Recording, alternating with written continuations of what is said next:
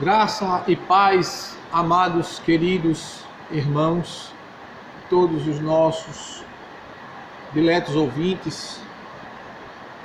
Nós hoje estamos aqui em um dia muito chuvoso, no nosso estado de Pernambuco. Muita chuva o dia todo e nesse exato momento está chovendo muito, muito forte. Mas nós não poderíamos deixar de transmitir mais um vídeo, o 8º vídeo sobre escatologia bíblica. Nós não temos como falar todo o assunto de uma só vez, por isso nós estamos falando várias vezes, fazendo vários vídeos. Esse é o 8º vídeo sobre escatologia bíblica. Pedindo a você a sua atenção, pedindo a que você faça seu comentário, deixe seu like, seja positivo ou não, mas deixe, não é? Também trazendo para vocês algumas recomendações com relação para que você que deseja conhecer, aperfeiçoar seu conhecimento bíblico e teológico. Eu recomendo a você que você procure uma instituição de ensino teológico séria, responsável, que valorize o ensino teológico de qualidade, que tenha bons professores. E diante dessa necessidade que o cristão, que a igreja do Senhor Jesus, que os obreiros precisam, eu recomendo você a procurar o IALT. O IALT fica ali na cidade universitária da rua Odon Rodrigues, número 20, que ele é administrado, liderado pelo nosso pastor Arthur Eduardo. Tem o nosso irmão pastor Linaldo Júnior, que é o capelão, que também trabalha nessa instituição. 2 homens de Deus, 2 excelentes professores, excelentes pessoas. Tem a pastora Rose de Souza Salles, que também ensina lá. Professor Leandro, professor Aldemário, professor Jonas, professor Pedro Pereira, então, professor Mário Félix. Também tem o ITEBAN, que é o Instituto Teológico Batista Missionário, que também está localizado nesse mesmo endereço. Ele usa as dependências do IALT para promover assim o ensino teológico batista. Então você procure essa instituição, faça sua matrícula e comece a aprender, a aperfeiçoar o conhecimento bíblico teológico. Vá lá, Rua Odon Rodrigues, número 20, Cidade Universitária. Amém? No próximo vídeo, eu vou trazer o número de telefone para que você possa ligar e falar, ter mais alguma informação. Vamos ao nosso assunto de hoje, que nós estamos falando de escatologia. Vamos dar sequência falando sobre o anticristo. Nós paramos no assunto passado, falando sobre a pessoa do anticristo, e vamos dar sequência a esse assunto, sobre o homem do pecado, filho da perdição, o qual a Bíblia o chama dessa forma, a palavra de Deus o chama dessa forma. E uma das coisas que o anticristo ele fará, para implantar o domínio sobre o mundo todo, lógico, após a parousia, A parousia, que é o arrebatamento da igreja. Parousia porque Cristo vai parar nas nuvens e chamar a sua igreja a encontrar-se com ele nos ares, conforme registra a primeira carta aos Tessalonicenses 4, 16 e 17. Pois bem, o anticristo, ele para implantar o seu domínio sobre toda a terra, implantar o seu reino, ele terá algumas características peculiares, E uma delas é a capacidade que ele terá de comunicação. Ele será um excelente orador. Ele terá uma persuasão muito forte, Muito forte, porque ele terá uma capacidade de falar. É tanto que a Bíblia diz, na segunda carta, a gente vai usar a segunda carta de Paulo aos Tessalonicenses, fala muito sobre isso, que no capítulo 2, verso 9 da segunda carta aos Tessalonicenses, o apóstolo Paulo diz que a vinda desse iníquo, a palavra iníquo vem da palavra iniquidade, que quer dizer que ele terá um caráter de injustiça, ele será uma pessoa completamente injusta. Por que ele será uma pessoa completamente injusta? Porque a eficácia dele, segundo Satanás, com todo o poder e sinais da mentira. Por isso também ele é chamado de iníquo. Ele terá um grande poder de persuasão, de convencimento. No capítulo 7, lá do livro do profeta Daniel, veja lá, Daniel capítulo 7, e o versículo de número 8, você vai ver aí, e a gente depois vai voltar para o livro do Apocalipse, que se repete esse mesmo texto. Daniel é considerado o Apocalipse do Antigo Testamento. E a gente pode ver, no capítulo 7, verso 8 do livro do profeta Daniel, quando o anticristo se manifestar, a manifestação do anticristo. Veja o que é que diz o capítulo 7, verso 8 do livro do profeta Daniel. Estando eu observando os chifres, vi que entre eles subia outro chifre pequeno, e 3 dos primeiros chifres foram arrancados diante dele. Neste chifre havia olhos, com os olhos de homem e uma boca que falava com arrogância. Indo agora para Apocalipse 13, quando fala do surgimento da besta, que é a mesma pessoa do anticristo, mas que João, nas epístolas, chamava ele de anticristo. E o mesmo João, agora, na visão do Apocalipse, o chama de besta, porque ele se manifestou com uma característica na visão de João no Apocalipse, com a visão de um animal, de um animal que não tem como descrever, porque não existe dentro do contexto da biologia animal. Os demais impérios, os demais reinos, foram representados por animais, não é? O leopardo, o urso, o leão, mas esse não teve como identificar esse animal. Com certeza é um animal que não existe dentro da fauna mundial, né? Então você vai ver esse mesmo versículo que nós lemos em Daniel capítulo 7, verso 8, você vai ver ele em Apocalipse capítulo 13, versículo 5 e versículo 6. E foi-lhe dada uma boca para proferir arrogâncias e blasfêmias. E foi-lhe dada também autoridade para continuar por 42 meses, ou seja, 3 anos e meio. E abriu a sua boca em blasfêmias contra Deus, para blasfemar do seu nome, do seu tabernáculo e dos que habitam nos céus. E uma das características do anticristo, além da capacidade de comunicação, de elocução, de verbalizar suas ideias, de expor as suas ideias, as suas intenções de uma forma muito clara e ao mesmo tempo convincente, lembrando que ele está debaixo da unção do diabo, de Satanás, como a gente leu em 2 e 9 de 2 Tessalonicenses, ele vem segundo a eficácia de Satanás, com todo o poder e sinais da mentira. Assim como no Éden, ele mentiu para a mulher usando a serpente, Satanás mentirá, continuará, né? No seu mistério, no seu ministério da mentira, só que agora, no período da grande tribulação, com mais veemência, com mais sinais, com mais prodígios, só que os prodígios da mentira.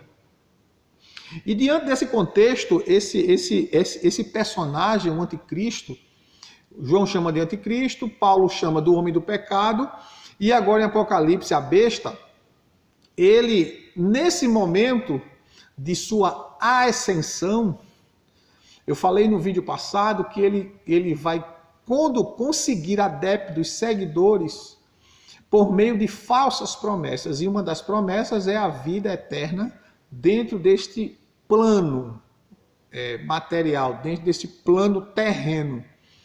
E a gente falou também sobre a questão da ira de Deus que será derramada e a morte ficará presa 5 meses.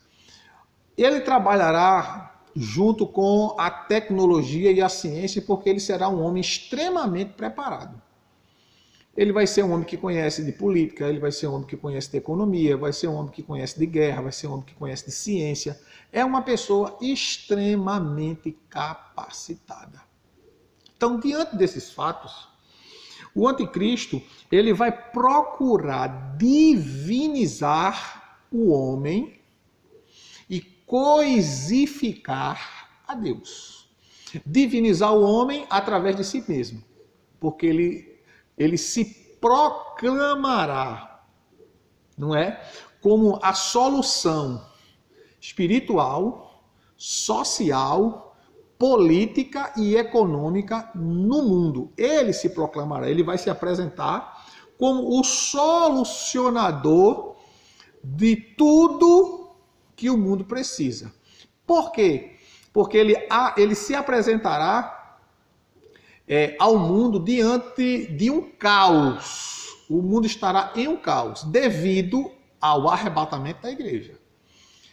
A sociedade estará tomada por um caos emocional, pela perda de seus entes queridos, pessoas que foram tiradas, pessoas que sumiram e que o sistema, o mundo, as pessoas não terá como explicar essa eventualidade, esse acontecimento. Então ele surge no mundo num cenário caótico, num cenário destruído, num cenário de total desestabilização, em todos os sentidos. Porque o arrebatamento da igreja vai trazer uma parada internacional, vai parar tudo. Porque eles vão precisar ir atrás, procurar, os governos vão tentar dar uma resposta à sociedade e eles não vão conseguir. E é aí, desse caos total, que ele surge com uma promessa de solução econômica, política, social e espiritual. O anticristo, ele recebeu de Paulo o nome de o homem do pecado, não é? 2 Tessalonicenses, capítulo 2, verso 3. Mas também de filho da perdição. Por que Paulo chama ele de filho da perdição? Porque essa pessoa, ela estará exclusivamente a serviço de Satanás. Então, quando o Paulo diz que ele é o filho da perdição, isso não significa dizer que Deus não o queira salvar. Não. A vontade de Deus, como diz 2 e 4 de 1 Timóteo, é que todos os homens sejam salvos. Só não receberá salvação quem realmente não quer, quem realmente se voltar contra Deus, contra o plano de Deus, quem rejeitar a pessoa de Deus. Foi o caso de Judas, que rejeitou o amor de Jesus, a misericórdia de Jesus e o perdão de Jesus. E Jesus diz lá no capítulo 17 de João, na sua oração ao Pai, ele diz: Pai, estão aqui todos os que me destes. Nenhum se perdeu, a não ser o filho da perdição. Ou seja, porque não foi encontrado, Judas mesmo não encontrou em si arrependimento suficiente para a salvação. E a Bíblia diz que a gente só pode ser salvo se a gente se arrepende, confessa os nossos pecados, deixa e aí alcança a misericórdia do Senhor. Provérbios 28 e 13 diz isso, né? Então ele é chamado de filho da perdição porque ele estará exclusivamente a serviço de Satanás. E a gente vê aqui no livro do Apocalipse, no capítulo 13, quando o evangelista João, ele agora não chama mais, ele chamou ele de anticristo, Paulo chamou do homem do pecado, e agora aqui em Apocalipse é chamado de a besta. A besta. Por que besta? Besta não está falando aqui da sua aparência física. mas está falando do seu caráter. E qual será o seu caráter? O caráter dele será plenamente e exclusivamente mau. E diante desse caráter dele, não é, de ser uma pessoa extremamente mau, ele será um monstro, não um monstro no sentido físico, mas um monstro no sentido de caráter, perverso. Será o indivíduo mais hediondo que o mundo já conheceu. Ele vai ter dupla nacionalidade, ele terá a nacionalidade romana e terá a nacionalidade judia. Ele será judeu e romano ao mesmo tempo, não é? Por quê? Porque ele vai exercer suas atividades em duas capitais. Roma será a capital, será o centro político da atividade do anticristo. E Jerusalém será o centro da atividade religiosa do anticristo. E o profeta Daniel, ele fala muito sobre isso, e depois a gente vai voltar também para Apocalipse, fala de algumas das coisas que está inserida dentro do caráter do anticristo, né? Você vai lá para Daniel, capítulo 8. Vamos lá, Daniel, capítulo 8. Antigo Testamento, Daniel fica depois do livro do profeta Ezequiel e antes do livro do profeta Oséias. O capítulo 8 do livro de Daniel, versículo 23, 8 e 23, eu que estou aqui com duas Bíblias, né, e vou olhando uma e outra para facilitar. A gente abre uma no capítulo, a outra abre em outro, e assim vai. E também tem a agenda. No capítulo 8, verso 23 ao 25 do livro do profeta Daniel, diz assim: no fim do seu reinado, porém, quando os transgressores encherem a medida do seu pecado, se levantará um rei feroz de semblante e entendido em enigmas. Veja a aparência dele, feroz de semblante e entendido em enigmas. Enigmas é mistérios, uma pessoa que terá conhecimento de coisas profundas, coisas que não é normal diante do contexto que eu vivo, em que você vive. Será uma pessoa que terá uma atuação sobrenatural, sendo que maligna. É como você transformar a verdade em uma mentira, como ele fez lá no Éden, torcendo a palavra de Deus para ela. Verso 24. Grande será a sua força, mas não de si mesmo. A força não será dele mesmo. Veja o que o texto está dizendo. Ele destruirá terrivelmente, prosperará e fará o que lhe der vontade. Destruirá os poderosos e o povo santo. Pelo seu entendimento também se fará prosperar o engano. No seu coração se engrandecerá e destruirá muitos que vivem em segurança. Ele se levantará contra o príncipe dos príncipes, mas sem esforços de mãos humanas será quebrado. Então vamos entender o texto. Não é? Veja o texto 25. Versículo 25 do capítulo 8 de Daniel. Pelo seu entendimento também fará prosperar o engano. Daniel está falando o que Paulo falou em Tessalonicenses, em 2 Tessalonicenses.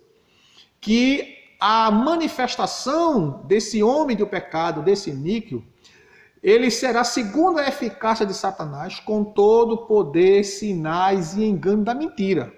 E o profeta Daniel aqui está dizendo que ele vai prosperar através do engano. E engano é mentira. Paulo falou e Daniel profetizou. Veja que como bate, né? A palavra de Deus, ela não se contradiz. E diante disso, no final do versículo 25, veja o que diz. E ele se levantará contra o príncipe dos príncipes, mas sem esforços de mãos humanas ele será quebrado, ele será destruído. sem esforço de mãos humanas, ou seja, não terá nenhuma ação humana aqui na terra que poderá impedir a atividade dele. Ele vai estar sob o controle do mundo, mas, como diz o texto, sem esforço de mãos humanas ele será quebrado, vai ser destruído. E aonde está isso? No capítulo 2 do livro do profeta Daniel, vá para lá, o versículo 44, se não me falha a memória, e 45, Daniel 2, 44 e 45. Que nos diz assim: nos dias destes reis, porém o Deus do céu levantará um reino que não será jamais destruído. Este reino não passará a outro povo, mas esmigalhará e consumirá todos estes reinos e será estabelecido para sempre. Como vistes que do monte foi cortada uma pedra sem auxílio de mãos. Veja aí, ó. Nós lemos em 8:25 que ele seria destruído sem o auxílio de mãos. E aqui Deus está falando através do profeta que os reinos que vão se levantar, que vão surgir, né, porque o anticristo ele vai representar todos os impérios que já houve neste mundo. O babilônico, o medo-persa, o grego-macedônio e o romano. Ele fará ressurgir esses impérios somente através do império dele, do sistema dele. E mais na frente eu vou falar a você de que forma. Então, repetindo o verso 45, como vistes que do monte foi cortada uma pedra sem auxílio de mãos, e ela esmigalhou o ferro, o bronze, o barro, a prata, o ouro. O grande Deus fez saber ao rei o que há de ser depois disso. Certo é o sonho e fiel a sua interpretação. Quando Daniel interpreta o sonho do rei Nabucodonosor e diz para ele o que é que Deus, no futuro breve, irá fazer com os reinos que surgiram e que irão surgir neste mundo. Que o reino de Deus ninguém consegue destruir. E é um reino que foi estabelecido e jamais passará. Porque o reino de Deus está em mim, está em você, está em nós. Amém? Que Deus continue te abençoando e me abençoando. Vamos lá, vamos adiante. Vamos voltar agora para Daniel capítulo 7. Daniel capítulo 7, versículo 7 e versículo 8. Daniel capítulo 7, versículo 7 e versículo 8. Fala, né, do caráter, está falando do caráter do anticristo, um caráter mau, perverso. Vamos lá. Capítulo 7, Daniel, versículo 7 e 8. Depois disso, continuei olhando nas visões da noite e vi o quarto animal, terrível, espantoso e muito forte, o qual tinha dentes grandes de ferro, e ele devorava e fazia em pedaços, e pisava com os pés o que sobrava. Era diferente de todos os animais que apareceram antes dele, e tinha 10 chifres. Então observe que no versículo 4 do capítulo 7 em diante, Daniel classifica os animais. Ele dá nome aos animais, ele identifica os animais. Só que o quarto animal não é identificável. Não há um animal identificável. Quando a gente pega esse mesmo texto, 7 e 7 Daniel, e vai lá para Apocalipse, você vai ver aqui que Daniel repete que João repete esse texto aqui de Daniel, na visão que ele teve na ilha de Patmos. Vamos lá agora para Apocalipse. Apocalipse 13.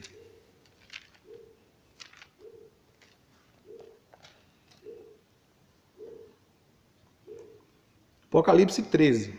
Então, João começa agora a dar, não é, novamente as dimensões do animal que Daniel vê. Só que João agora chama de besta. Lá ele não chama a fera que ele vê de besta. Ele diz um animal que não conseguia definir. Só que João chama de besta. E é aí que a gente encontra o sentido dessa palavra no grego, palavra besta, uma besta. A palavra grega para explicar esta palavra besta é therion, que significa uma fera. Essa palavra era usada na literatura grega para indicar animais perigosos. Também era usada para indicar seres animalescos da natureza sobrenatural, ou indivíduos, pessoas de natureza bestial, ou seja, pessoas que tinham comportamentos animalescos. Então a palavra grega para definir a palavra besta é therion, certo? E quando João diz assim, eu vi subir do mar, ele não está falando aqui do mar no sentido literal, mar, oceano, não. Ele está falando mar, que ele está querendo dizer que ele vai surgir dentre os povos, dentre as nações, ele vai emergir, ele vai surgir. E a besta tinha 10 chifres, 7 cabeças, sobre os seus chifres tinham 10 diademas e sobre as suas cabeças um nome de blasfêmia. Agora vamos entender aqui cada coisa. Chifres, quando você vê essa... E vi subir do mar uma besta que tinha 10 chifres. Chifres significa líderes. Homens que exercem liderança, que têm proeminência neste mundo, não é? Chefes de Estado, e assim sucessivamente. Quando ele diz 7 cabeças, ele está falando de 7 reinos, ou 7 países, como queiram classificar. E tinha na sua cabeça 10 diademas. Diademas simboliza poder, domínio, controle, influência de conquistar, influência de monopolização. Continuando.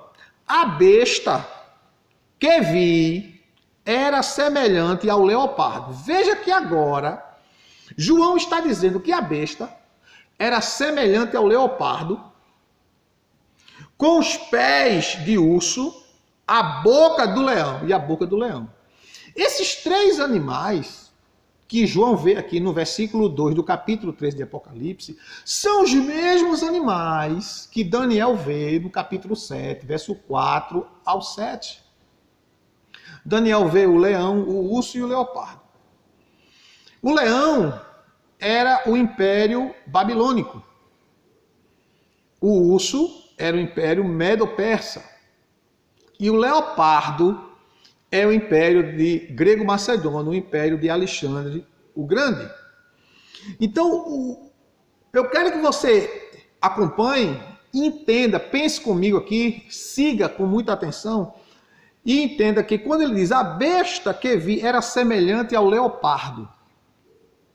Lá, o leopardo que Daniel vê, ele tem 4 asas. 4 asas. E o leopardo aqui, observe que o Império de Alexandre é o 3º império na ordem de existência. O primeiro, a de Alexandre é o 3º. O primeiro foi o babilônico, o segundo o medo-persa e o 3º de Alexandre. Só que aqui a ordem está diferente. João começa vendo que a besta ela tinha semelhança do leopardo. Ele não começa pelo leão, ele começa pelo leopardo. Quando João diz que a semelhança da besta era a do leopardo, ele está falando da velocidade que o anticristo desenvolverá o seu reino após o arrebatamento. Ele terá, como eu falei antes, o poder da persuasão e rapidamente ele vai ser aceito, absorvido, suas ideias serão absorvidas, seu modo de falar será atrativo, atraente às pessoas, as pessoas vão abraçar aquilo que ele falar. Então ele vai ganhar popularidade rapidamente, ele vai ser aceito rapidamente, ele vai ser abraçado rapidamente, ele vai conquistar com muita rapidez o mundo após o arrebatamento da igreja. Depois que ele disse, a besta que vira semelhante ao leopardo, com os pés como os de urso. Os pés de urso, conforme a simbologia, não é?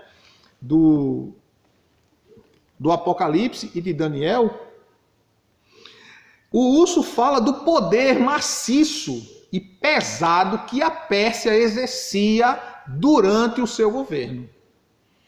A Pérsia, o reino persa, antigamente, na sua conquista, quando ele invade a Babilônia, por debaixo do rio, não é? Eles romperam a segurança do Império Babilônico. Observe que na visão de Daniel ele tem 3 costelas na boca e ele comeu muita carne. Foi a destruição que o Império Medo-Persa fez quando invade Babilônia. Ele domina avassaladoramente, derrota o Império Babilônico e impõe pela força, pela destruição, o seu domínio. A Pérsia, antigamente, quando ela domina a Babilônia, o Império Medo-Persa, ele exerceu o seu governo dentro de um critério religioso muito rigoroso. Babilônia era aquela coisa eclética, né? Cada um tinha o seu Deus, cada um adorava o seu Deus. Já o Medo-Persa era mais rigoroso nas questões religiosas. E a Pérsia, hoje, é representada pelo Irã, que é administrada pelos iatolás, onde a predominância é o islamismo, que vai contribuir pesadamente para a ascensão do anticristo e a destruição do cristianismo, né? Já mesmo que a igreja terá sido arrebatada, mas muitas pessoas vão se converter ainda no período da grande tribulação, por meio da mensagem que será transmitida pelos 144 mil do capítulo 7 do livro do Apocalipse, né? Que a gente vai falar isso mais na frente. Então o urso fala do poder maciço e pesado que a Pérsia exercia, que nesse período agora, a Pérsia é o Irã. Então você começa a perceber que a besta, ela tem características dos impérios que já existiram, que serão absorvidas no momento da sua ascensão. A rapidez, o poder esmagador e o domínio que a Babilônia tinha. A Babilônia foi um dos impérios que chegou aos 4 cantos da terra. É tanto que nas visões que Deus dava para Nabucodonosor, mostrando a ele, e depois Daniel ia e interpretava para ele, na visão da grande árvore, não é? Onde Nabucodonosor via que todos os animais, todos os seres vivos estavam abrigados debaixo daquela árvore. E Daniel dava a interpretação para ele, dizendo que a árvore grande, a qual todos se abrigavam debaixo dela, era o próprio Nabucodonosor. E não havia lugar no mundo onde o Império Babilônico não houvesse chegado. Então o leão fala do domínio absoluto e autocrático que Babilônia exercia, o governo do anticristo vai exercer. O poder será dele, será centralizado nele. É tanto que o apóstolo Paulo diz, que o profeta Daniel diz que ele se assentará no templo de Deus, querendo ser Deus, parecendo ser Deus, querendo ser adorado como Deus. É nesses 2 centros administrativos que Roma, o centro administrativo da política, e Jerusalém, o centro administrativo das questões religiosas. É onde ele vai reivindicar para si a adoração dele como um Deus. Daniel capítulo 9, ele descreve isso com riquezas de detalhes. Jesus também falou isso no capítulo 24, versículo 15 do Evangelho de Mateus. Vamos dar uma olhadinha, Mateus 24, 15. Mateus 24, 15.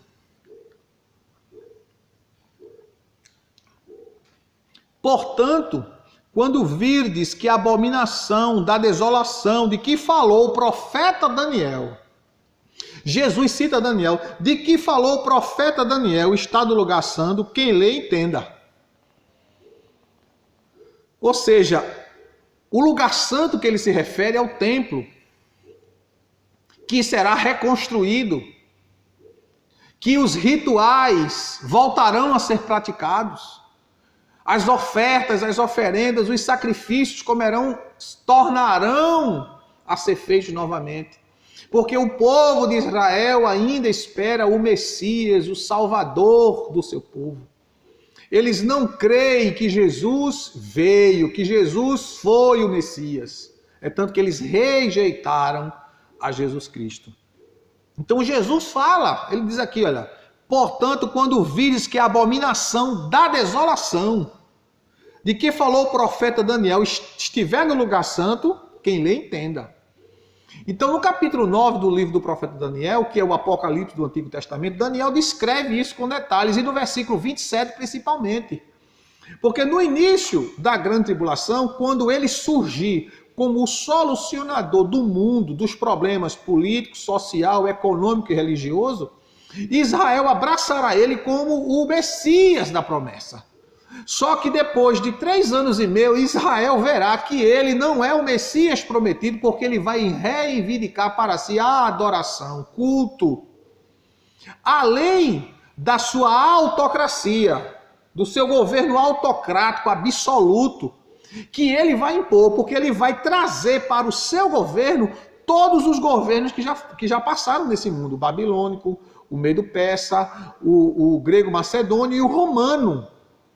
É tanto que na visão de Daniel, do quarto animal, o animal ele tinha grandes dentes de ferro que esmagava, destruía tudo. E o que sobrava ele destroçava também.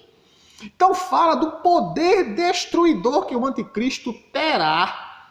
O poder esmagador, o domínio, o controle que ele vai exercer sobre a população do mundo. Por quê? Esse controle ele vai conquistar devido ao poder que ele dará à humanidade. Que poder? O poder de viver um pouco mais. A ciência ele terá o controle, o domínio, vai fazer com que ele consiga realizar proezas, sinais, mas como diz o texto sagrado, sinais de mentira. Porque ninguém pode dar a vida eterna a não ser Deus. Da mesma forma que Satanás prometeu a Eva lá no Éden, disse para ela que ela seria como Deus, e ela caiu na do diabo. O anticristo prometerá a vida eterna através da tecnologia, através da ciência. Muitos abraçarão, vão adquirir. Já existem empresas no mundo, que eu agora não sei se o nome é Kalima ou é Kaline, uma empresa americana, né? Que trabalha, muita gente está aderindo a esse plano. Depois eu vou trazer para vocês com mais detalhes o nome dessa empresa, onde ela se localiza exatamente, onde ela está trabalhando até 2045 para coletar pessoas, dados, genes, porque eles estão prometendo ressuscitar essas pessoas e trazer elas de uma forma que elas possam viver sem mais morrer, sem adoecer, e etc, e etc, e etc. Então, o anticristo ele vai agregar isso a si, seguidores a si, ele vai procurar divinizar o homem, porque ele também vai ser ovacionado, ele vai ser divinizado, e ele quer chamar isso para si. É aí, como eu disse no vídeo anterior, que Deus ele vai trazer uma praga sobre a terra, conforme diz Apocalipse 9. Agora, isso que eu estou dizendo aqui, é uma conjectura minha do que eu pude entender. Não posso dizer a você que é uma afirmação autêntica, 100% verdadeira, mas isso aí é uma ideia, é uma conjectura minha, bem que eu estou baseado no que a Bíblia diz. Mas eu não posso afirmar a você 100%, porque isso aí eu fui juntando as informações com as ideias, com os textos bíblicos, e eu conjecturei dessa forma, não é? Então eu acredito dessa forma, que o anticristo, do jeito que prometeu que Eva seria Deus, que o homem seria Deus, ele vai prometer ao homem a vida eterna. Ele vai obter dentro da questão do conceito da ciência, a tecnologia, o saber, mesmo que foi profetizado pelo mesmo profeta Daniel no capítulo 12, verso 4, que fala do crescimento, do conhecimento, do poder da tecnologia e da ciência que cresceria de forma assustadora, não é? E diante disso, o apóstolo João, na sua visão do capítulo 9 do livro do Apocalipse, João vê quando a quinta trombeta é tocada, no versículo 5 e no versículo 6 do capítulo 9, diz que foi-lhes permitido não que os matassem, mas que por 5 meses os atormentassem. E o seu tormento era semelhante ao tormento do escorpião quando fere o homem. Naqueles dias os homens buscarão a morte e não acharão, desejarão morrer, mas a morte fugirá deles. Ou seja, uma pessoa que recebeu vida para não morrer, quer viver para sempre, aqui neste plano. Agora, quando Deus começa a derramar a sua ira sobre este mundo, eles não vão aguentar o terror, o sofrimento, o tormento, de tal forma que a Bíblia diz que nunca antes houve e depois nunca haverá. Eles vão querer morrer e não vão conseguir. Deus estará dizendo a eles, através disso, durante este período, estará dizendo para eles: eu sou quem controlo a morte e a vida.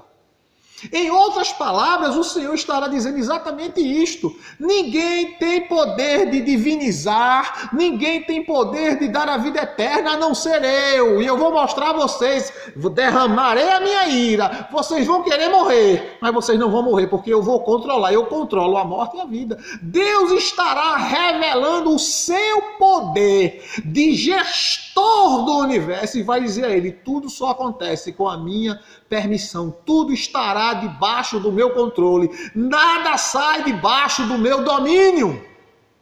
Glória ao nome de Jesus.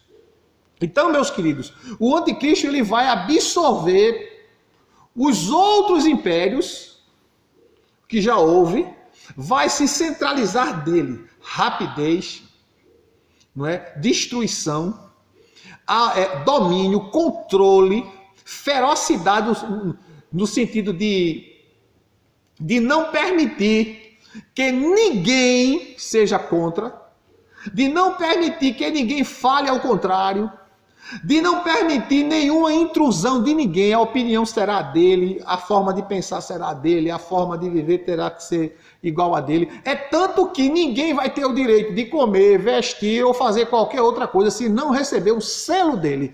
Tem que realmente andar dentro do contexto do projeto de governo do anticristo durante o período da grande tribulação. Se não entrar dentro do projeto dele, não terá direito a nada.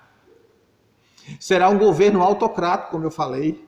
Será um governo feroz, será um governo esmagador, será um governo controlador, dominador. Os homens não terão direito de fazer o que querem, de expressar sua vontade.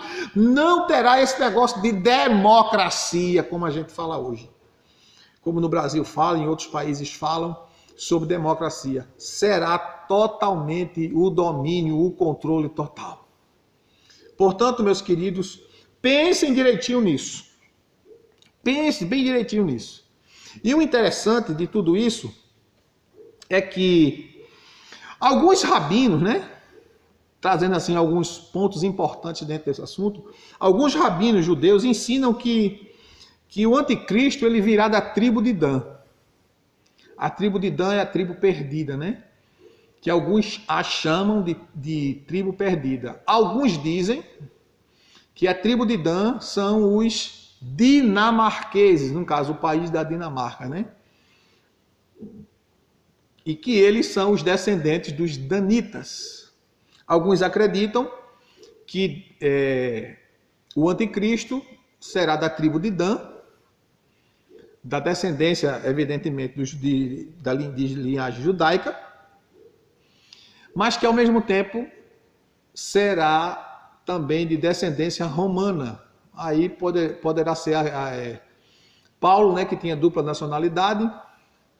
Essa criatura também, esse ser, esse indivíduo terá dupla nacionalidade. E segundo o professor Severino Pedro da Silva, que também é pastor das Assembleias de Deus do Rio Grande do Norte, ele diz em seu livro que, eu lendo sobre o anticristo, pesquisando, ele diz em seu livro, ele traz uma observação que existem místicos, alguns místicos contemporâneos dizem que o anticristo já nasceu, está entre nós.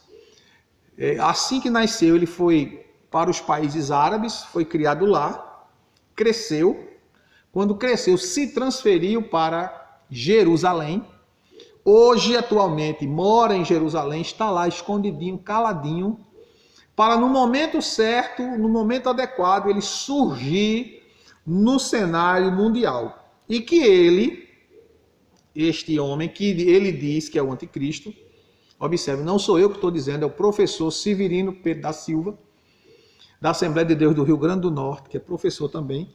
Ele diz que esse homem, ele nasceu no dia 5 de fevereiro de 1962. Ou seja, ele já é uma pessoa idosa. Hoje, na atualidade, é uma pessoa idosa. Mas o interessante é o ano de nascimento dele. O ano de nascimento dele é que traz assim como podemos dizer, acende uma luzinha. Porque sempre a gente tem que analisar todos os detalhes, não é? A gente tem que analisar todos os detalhes, porque o que é revelado é para a gente, para nós os homens, e o não revelado é para o Senhor, o nosso Deus. E eu estava aqui analisando o que o professor falou, ele pegou os números do ano do nascimento dele, 1962. Separou-os, depois somou-os. 1962. Somando dá o número 18. E o número 18 é 3 vezes 6. Ou 6 vezes 3. Não é? Ou seja, tem 6 3 vezes. Se tem 6 3 vezes, dá o número 666. É uma coisa que a gente não deve deixar passar. Tudo a gente deve analisar, porque nada que está escrito na Bíblia, irmãos, está escrito sem objetivo, sem valor, não. Tudo que está escrito na Bíblia tem um objetivo. Até uma vírgula, um ponto, tem o seu valor.